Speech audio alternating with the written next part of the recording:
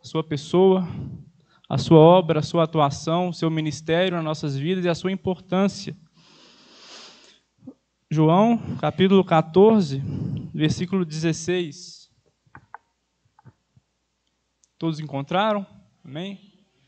Diz assim a palavra do Senhor: E eu rogarei ao Pai, e Ele vos dará outro Consolador, a fim de que esteja para sempre convosco, o Espírito da verdade, que o mundo não pode receber, porque não vê, nem o conhece. Vós o conheceis, porque Ele habita convosco e estará em vós. Amém? Irmãos, aqui nós estamos diante de uma palavra que fala acerca da pessoa do Espírito Santo.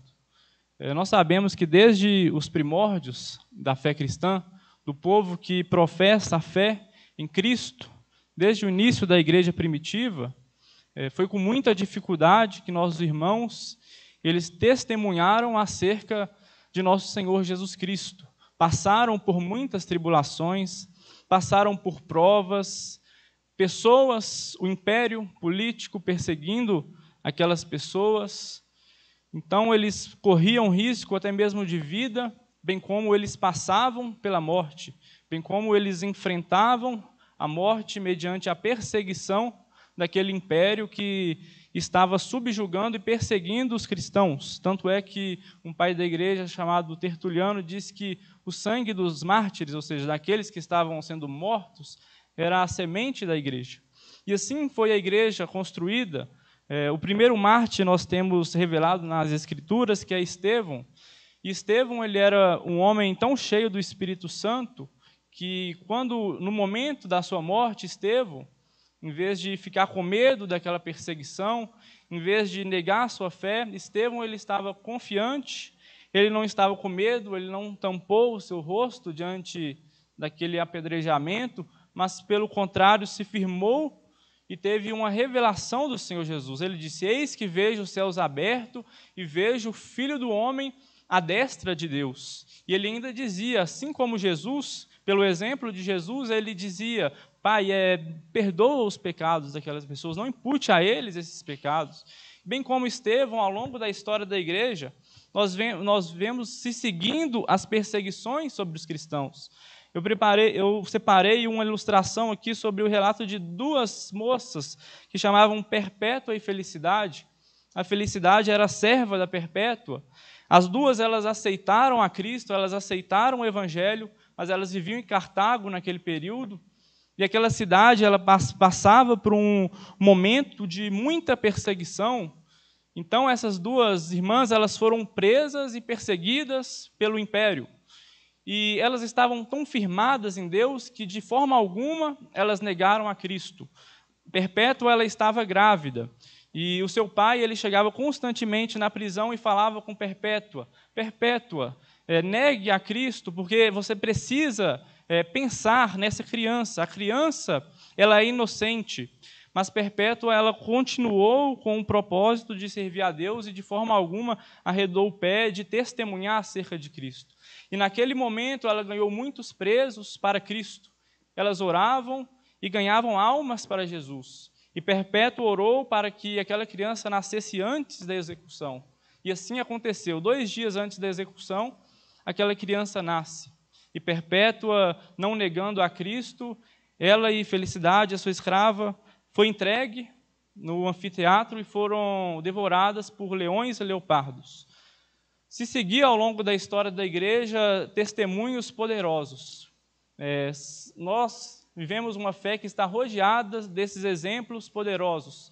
Se você olhar em qualquer outra religião, em qualquer outra filosofia humana ou intelectual, nós não conseguiríamos enxergar ninguém entregando o bem mais valioso que tem em prol dessa verdade ou dessas doutrinas, ou seja, entregando a sua própria vida. Mas isso nós só vemos no relato acerca do Evangelho do Senhor Jesus Cristo. Pessoas julgando a sua própria vida menor do que essa mensagem. Não sabendo que as tribulações que elas passam aqui não se comparam às glórias futuras. Não existe em nenhum outro lugar, não existe em nenhuma outra religião que se compara a estes relatos que se compara a pessoas entregando a sua própria vida para Cristo.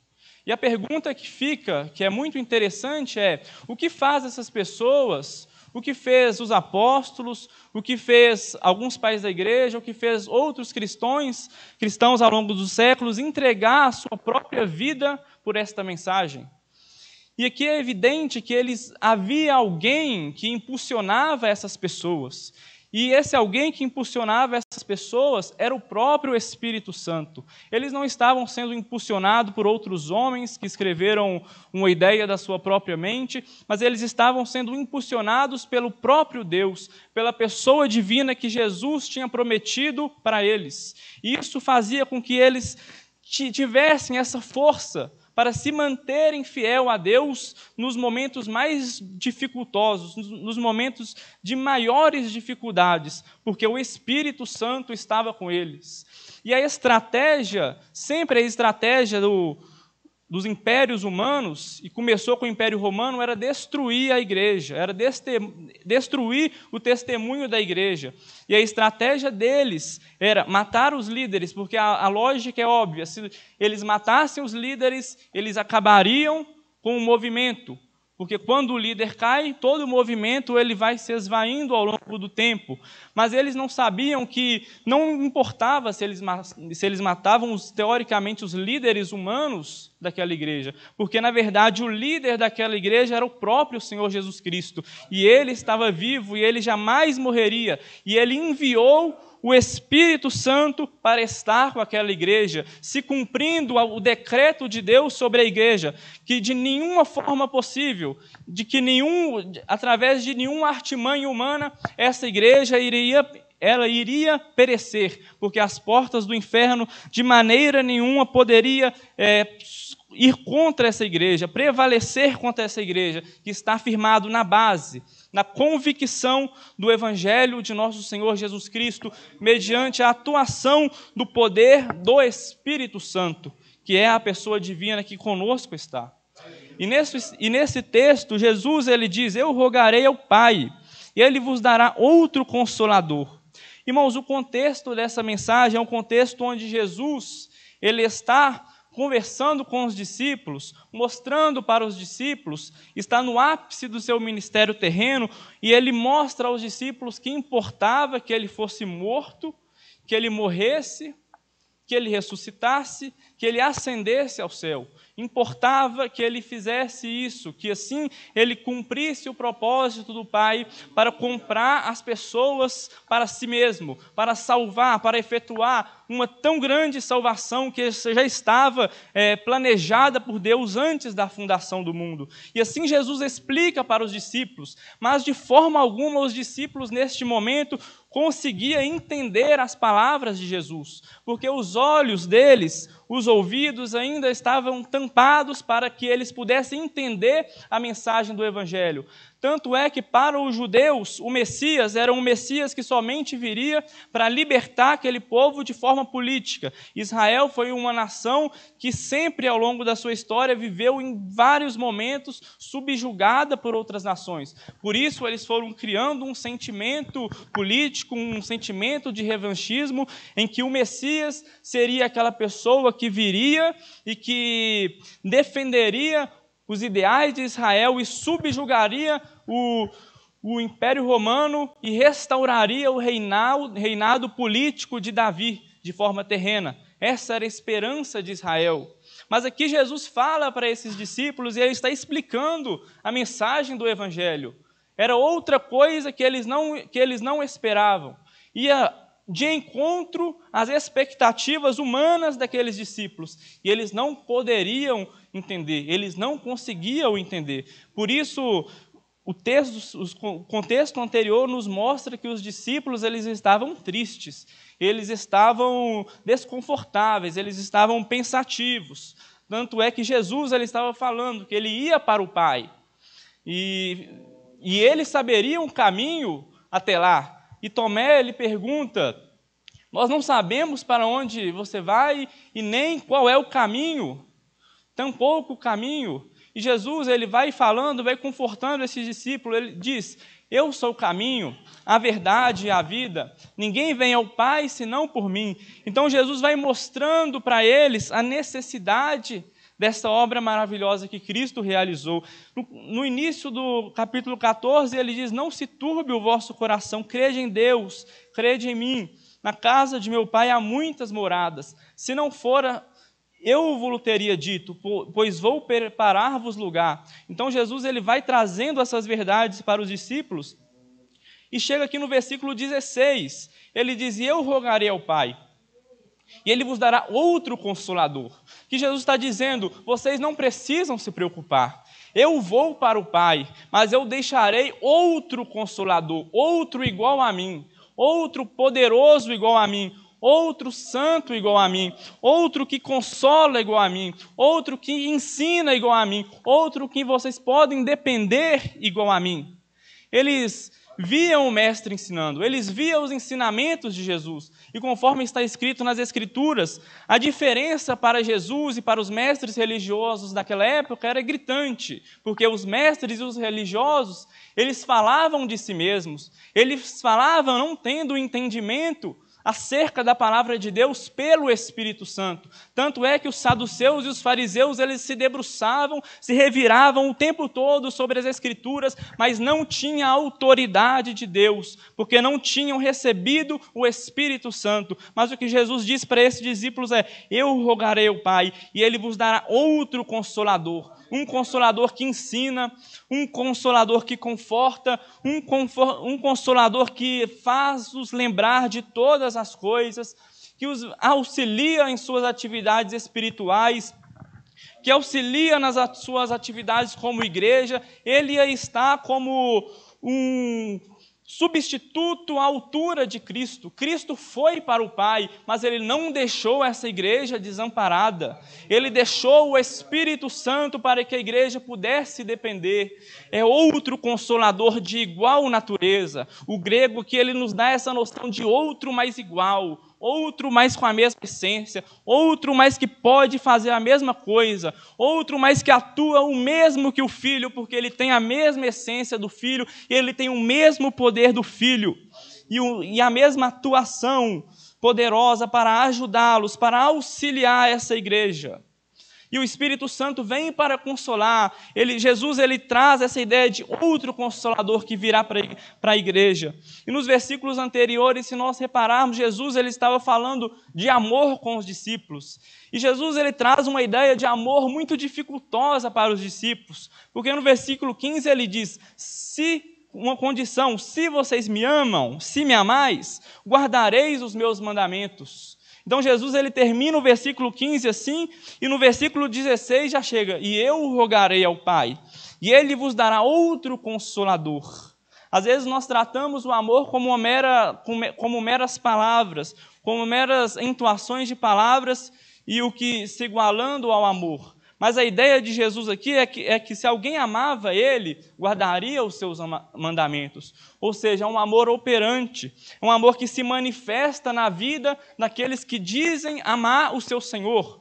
E isso, se os discípulos pudessem pensar e refletir sobre o que é isso, eles poderiam claramente ver o quão difícil era cumprir esse mandamento, o quão difícil era guardar os mandamentos. É interessante que logo depois dessa dificuldade, Jesus disse: o Consolador, ele estará com a igreja para ajudar a igreja a guardar os mandamentos de Jesus e para ser consolada, não ficar entristecida pela sua morte, pela sua ida ao Pai, mas se alegrar, porque se ele não for, se ele não morresse, se ele não ressuscitasse, se ele não fosse glorificado, o Espírito não desceria, e se o Espírito não descesse, a atuação da igreja seria nula. A vida prática desses que professam fé em Cristo seria igualmente nula. Porque o fato de guardarmos os mandamentos de Deus não significa que nós somos bons ou que nós temos em nós mesmos vantagens ou mesmo instrumentos e aparatos para cumprir isso tudo. mas é o Espírito Santo que opera tudo em todos. É o Espírito Santo que dá esta graça, que dá esse poder e que dá essa dádiva. E Ele está atuando nas nossas vidas. E aqui, antes de avançarmos, é interessante falar sobre o que é o Espírito Santo, porque às vezes nós falamos sobre o Espírito Santo em um contexto neotestamentário, e às vezes nós temos a ideia que o Espírito Santo ele surgiu no momento em que Jesus ele efetua a sua obra, o Espírito desce, Jesus ele promete o Espírito, em Pentecostes o Espírito vem sobre a igreja, enche todos com seu Espírito, e ali começa a atuação do Espírito Santo na igreja. Mas na verdade, a atuação do Espírito Santo ela é antiga, ela remete a Gênesis, porque no momento da criação lá estava o Espírito de Deus pairando por sobre as águas. No Antigo Testamento lá estava o Espírito de Deus, o Espírito Santo, inspirando os profetas para que eles profetizassem, para que eles fizessem alguma obra.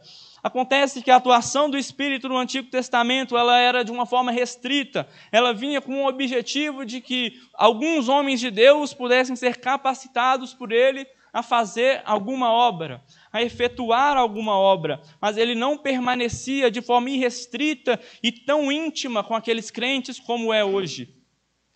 E ainda no Antigo Testamento houve promessas acerca desse Espírito Santo. Houve promessas profetizando que haveria um tempo em que Deus ele imprimiria a sua lei no coração do seu povo.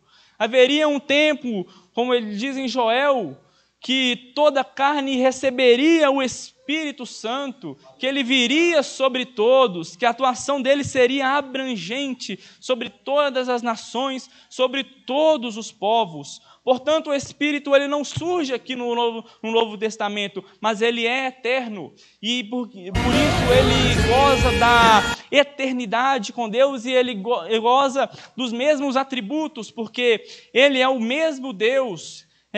A nossa fé é fundamentada nessa verdade gloriosa e nessa verdade que é algo tremendo e é um mistério maravilhoso em que nós cremos em um só Deus, que é 3 pessoas. E o Espírito Santo, portanto, ele não é uma manifestação de Deus, ele não é uma manifestação diferente de Deus, ele não é um sopro, ele não é um vento, ele não é um poder, ele não é um mover que atua e depois deixa de atuar, mas ele é a pessoa divina, ele é o próprio Deus, ele faz parte da divindade, possuindo os mesmos atributos do Pai e do Filho, portanto, a mesma glória do Pai e do Filho, portanto, o mesmo poder na sua ação. O Espírito Santo, ele pode, assim como o Pai e o Filho, ele tem as prerrogativas de Deus.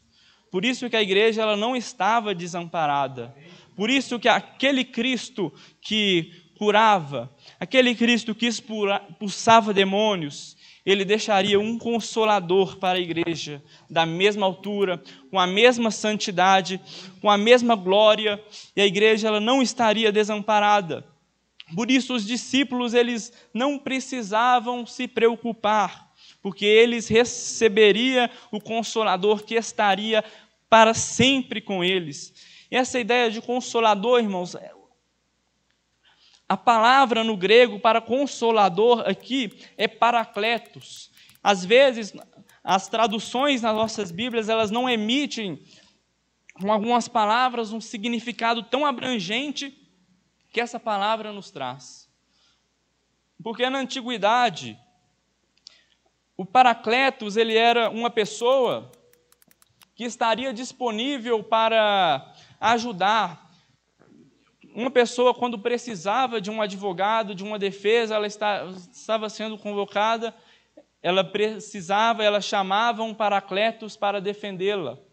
Quando os soldados eles estavam desanimados na antiguidade, eles não sabiam para onde ir, não sabiam o que fazer, eles chamavam o Paracletos para auxiliá-los, para encorajá-los, para dar aquela força que eles precisavam, para animar as tropas.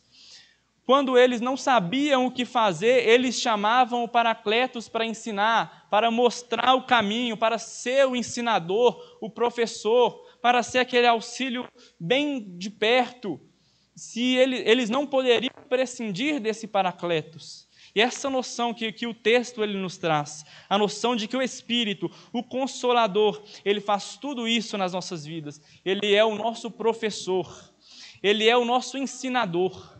Quando nós estamos aflitos, tristes, assim como os discípulos, porque é algo próprio da nossa humanidade, esses momentos onde nós ficamos dessa forma. Até mesmo João Batista, no momento da sua prisão, ele de certa forma, ele ficou desse jeito. Porque ele diz para os seus discípulos que eles fossem a Jesus e perguntassem se ele mesmo era o Messias ou se eles haveriam de esperar outro. Então isso é algo inerente à nossa natureza. Mas por isso Deus, ele deixou o Consolador.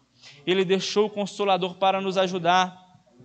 Ele deixou o Consolador para estar conosco, ensinando tudo o que precisamos para viver diante de Deus.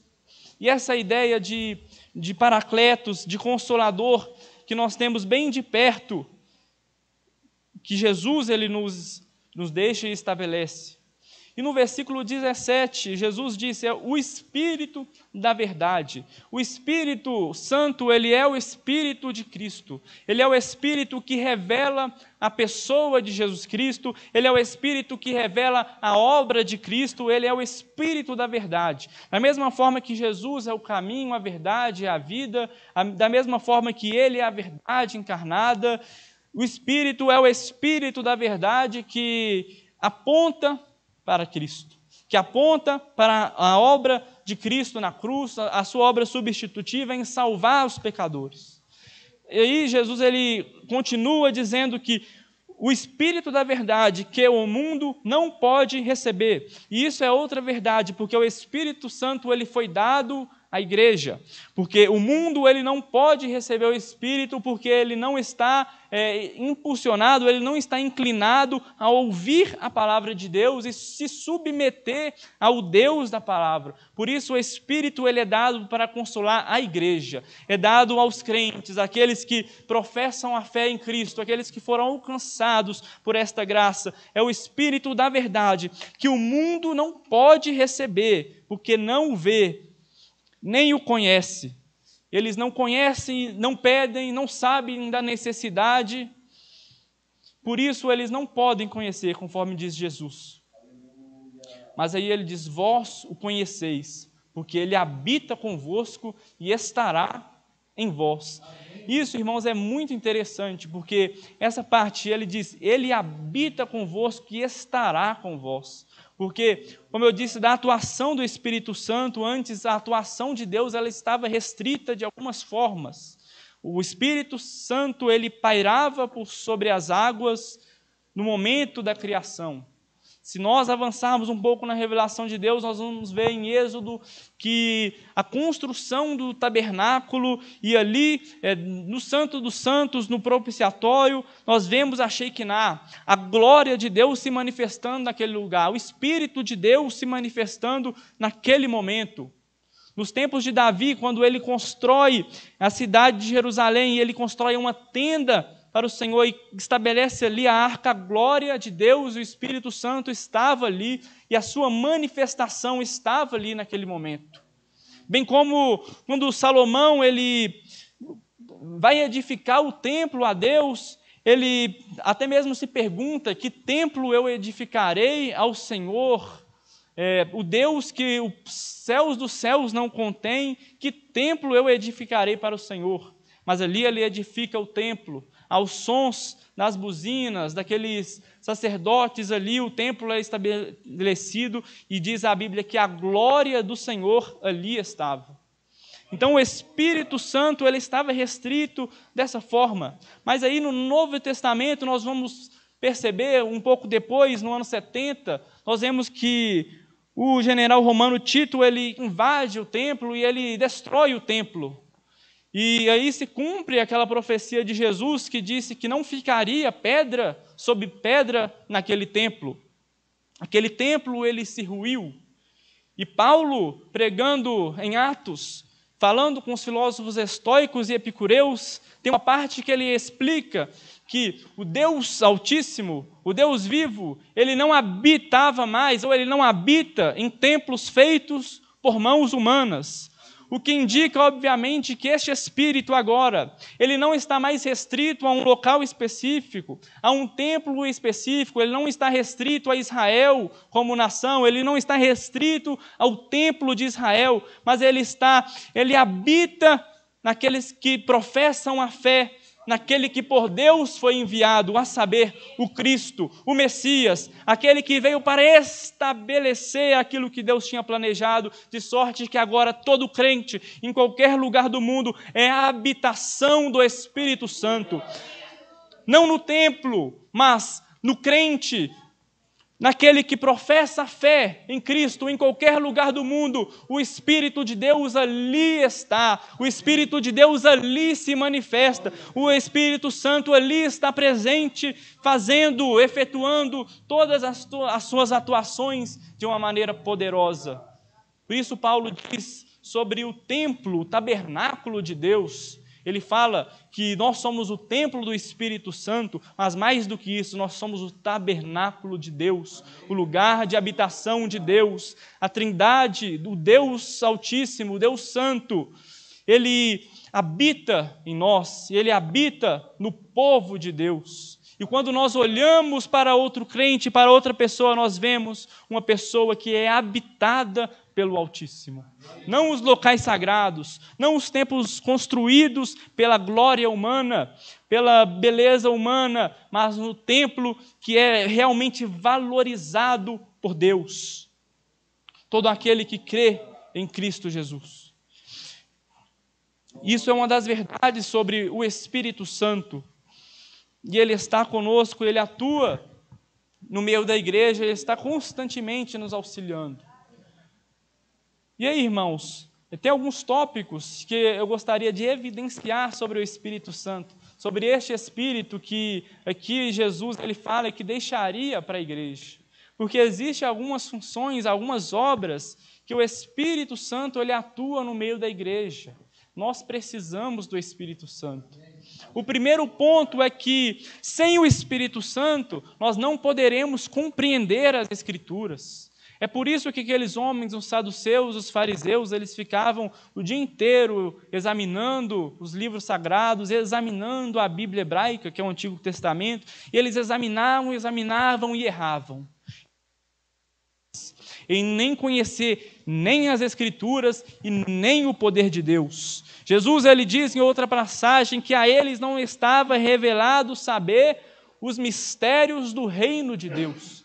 É por isso que nós olhamos para o nosso derredor e vemos tantos erros, tantas heresias, tantos falsos evangelhos, tantos falsificadores da fé, tantos evangelhos diversos daquele que foi revelado por Deus. Porque existe uma necessidade de compreendermos a palavra e de interpretarmos a palavra mediante a atuação do Espírito Santo, do escritor da palavra, daquele que inspirou a palavra e do único que pode nos fazer entender e compreender a revelação de Deus. É por isso que Paulo diz que o homem natural ele não pode de forma alguma compreender as coisas de Deus, pois lhes são loucuras. Ele pode ficar o dia inteiro examinando, não vai entender.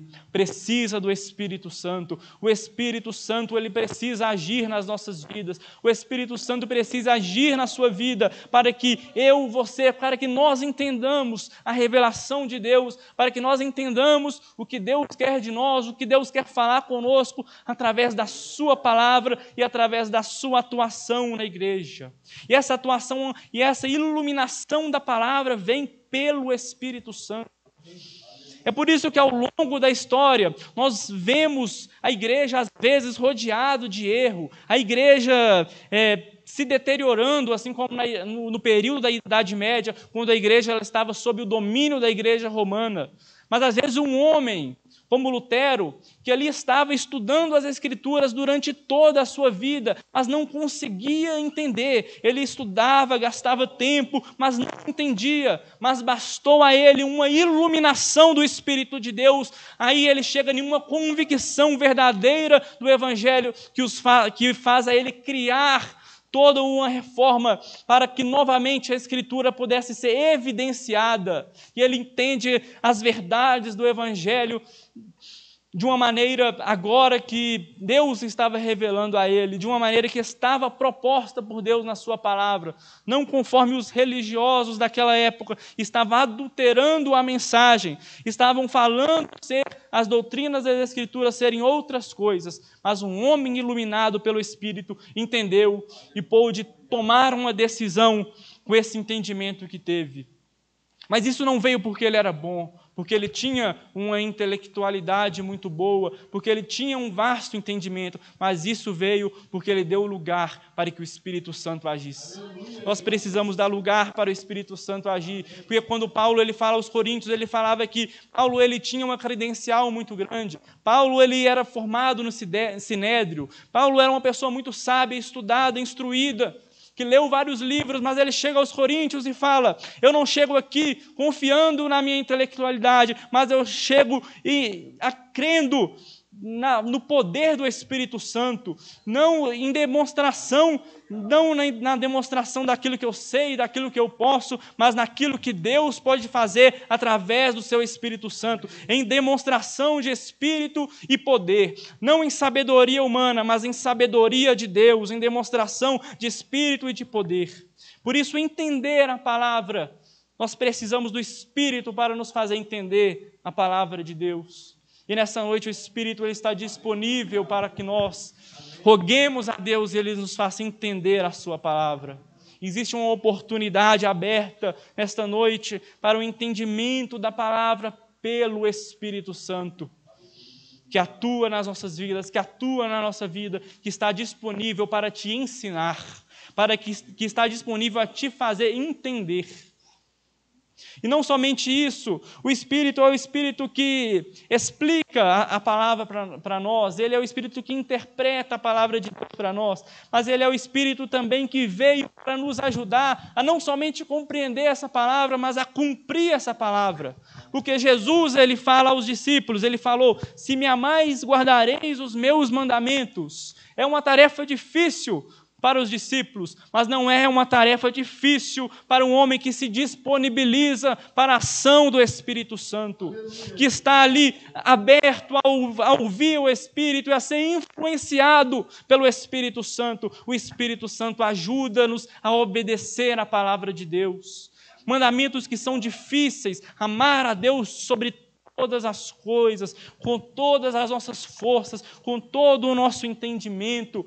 Outros mandamentos dificultosos, mas o Espírito Santo, Ele nos inclina para cumprir a palavra de Deus. Ele nos mostra que por mais que existem caminhos que são mais fáceis, embora existam caminhos que talvez eles são mais fáceis, eles são que dão prazer para os homens, mas o Espírito Santo, Ele faz-nos fazer como o salmista. O nosso desejo é pela palavra de Deus, é para que os nossos olhos eles sejam descortinados, para que contemplemos as maravilhas da lei de Deus, para que nós vemos as preciosidades que existem na lei do Senhor e que não existe em nenhum outro lugar, e que nos faz somente querer amá-la, querer meditar nela e entendê-la, mas também cumpri-la, que está disponível para andar conforme o nosso Senhor Jesus nos deu como parâmetro de vida, que é crescendo a imagem e semelhança dEle,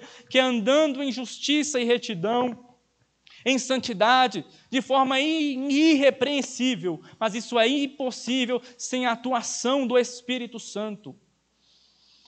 Na lição da escola dominical hoje dos adultos, falou-se sobre a convicção que nos permeia.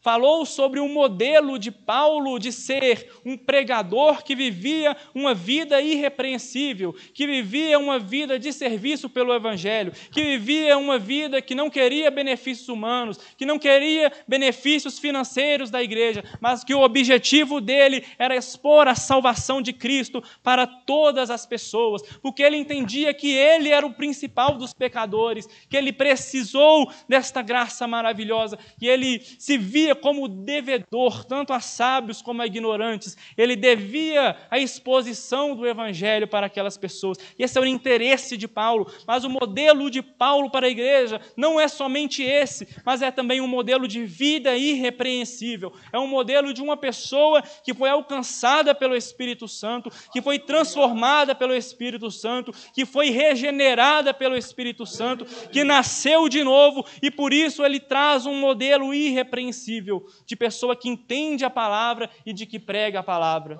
E isso é algo que o Espírito Santo ele nos dá. Ele nos ajuda, ele nos auxilia, ele nos transforma, ele trabalha em nós, ele imprime a lei de Deus em nossos corações, de modo que nós agora cumprimos a lei de Deus. Outra coisa também é sobre a oração. É o Espírito Santo que nos impulsiona a uma vida de oração, a uma vida onde nós almejamos um relacionamento com Deus.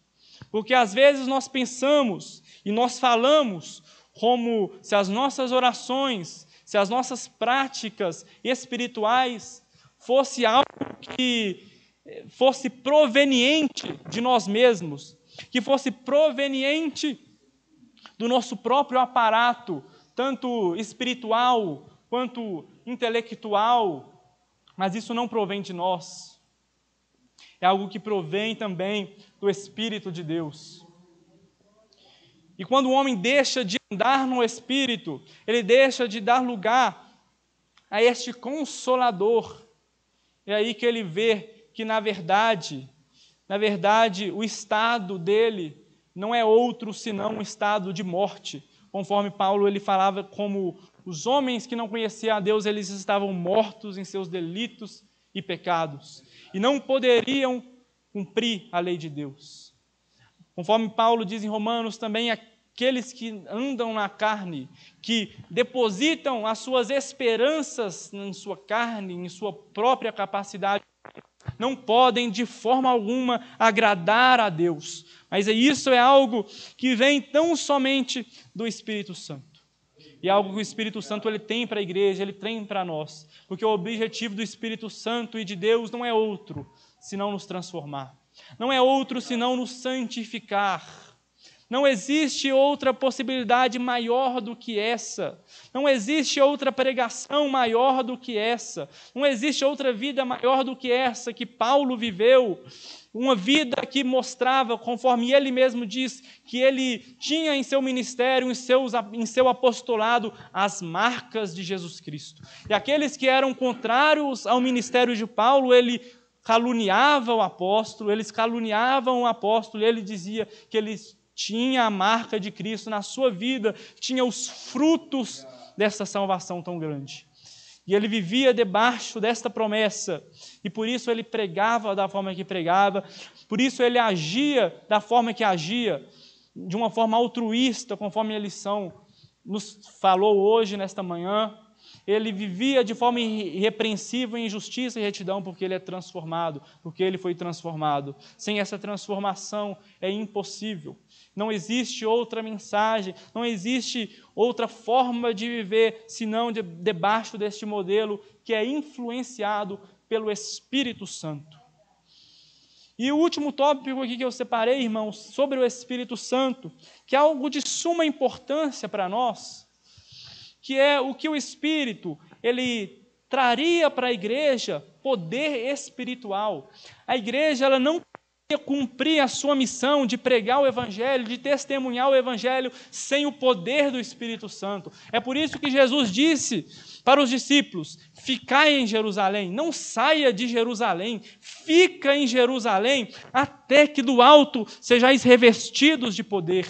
Até que o Espírito Santo venha sobre a igreja, e ele venha com poder, com graça, empoderando esta igreja que não tinha poder a pregar o Evangelho, a testemunhar do Evangelho de Cristo, a revestir aquela igreja de poder, a derramar do Espírito Santo sobre aquela igreja, a dar o dom celestial de Deus para aquela igreja, o dom do Espírito Santo, para batizar aqueles crentes com o Espírito Santo, para fazer com que eles falassem outras línguas, E falando em outras línguas, eles eram fortificados por Deus, eles eram separados por Deus para pregar o Evangelho, eles precisavam desse revestimento de poder. Isso não é algo que eles poderiam prescindir. Alguns poderiam falar: eu não quero ficar em Jerusalém, porque Jerusalém é um lugar difícil. Jerusalém foi o lugar que Jesus morreu. É interessante que Jesus fala para aqueles discípulos ficarem em Jerusalém. Eles poderiam ter ficado na Galileia, eles poderiam ter argumentado com Jesus: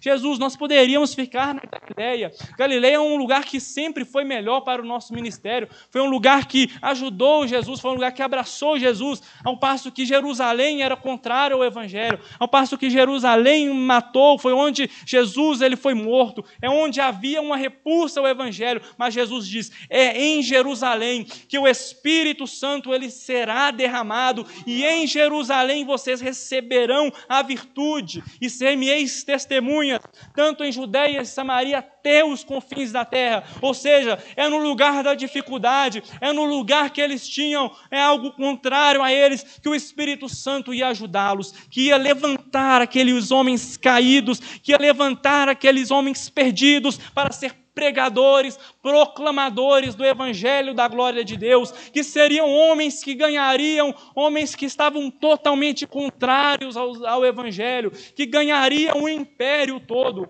Todo o Império Romano era contrário à fé cristã, mas ele caiu sob o poder da pregação do Evangelho, ele caiu sobre o poder do Espírito Santo atuante naquela igreja.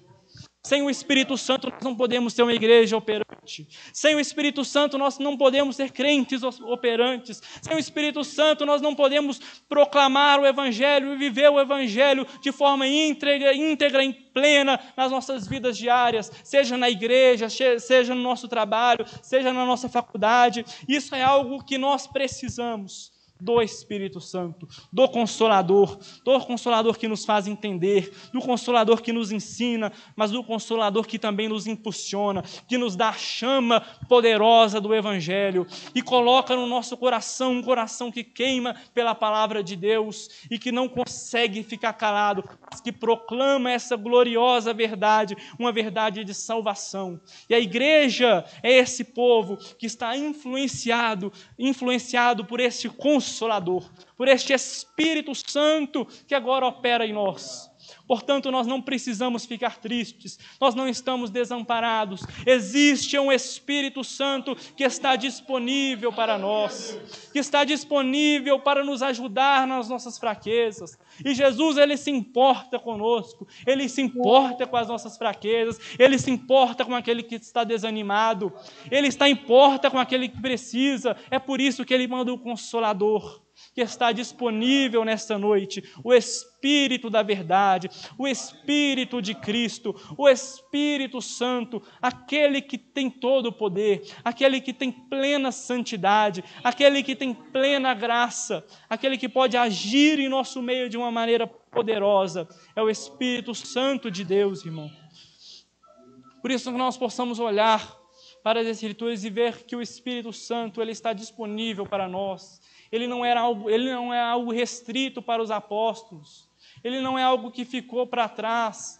Ele não é algo que agia de uma forma no passado, mas que agora não atua mais. Não, o Espírito Santo é o mesmo. Assim como Jesus é o mesmo ontem, hoje e é para sempre, o Espírito Santo, o mesmo Espírito que efetuou na igreja apostólica, é o Espírito que pode atuar nas nossas vidas também. É o Espírito que pode atuar através da nossa vida. É o Espírito que pode atuar através da nossa igreja.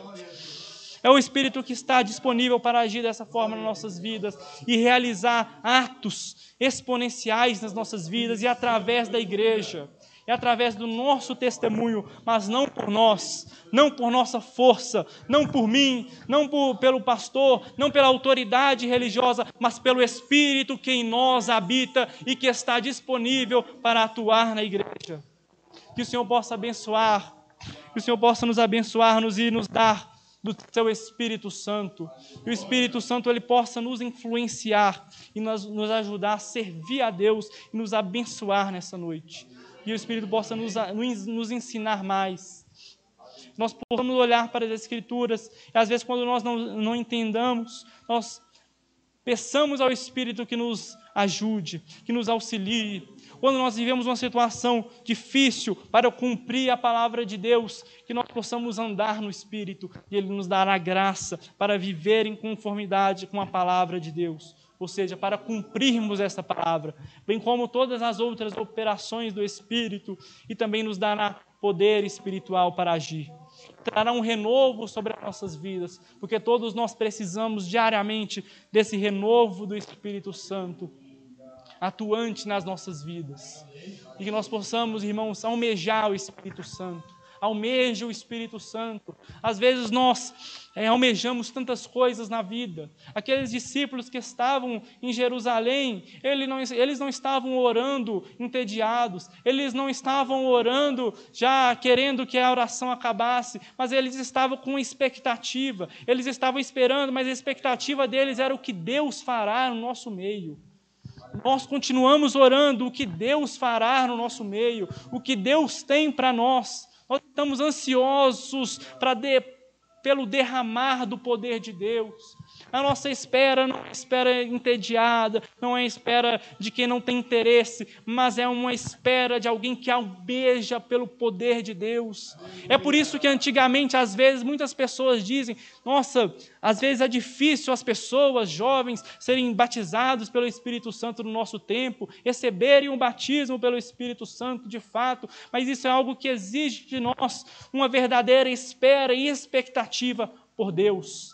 Não pelos nossos objetivos, não pelos nossos objetivos próprios, mas pelos objetivos de Deus, pela expectativa na palavra de Deus, pela expectativa no que Deus pode fazer no nosso meio, porque o Espírito Santo também ele vem com uma finalidade, ele vem com a finalidade de consolar, ele vem com a finalidade de fazer, ele vem com a finalidade de transformar, ele vem com a finalidade de santificar, ele vem com a finalidade de dar poder para fazer alguma coisa.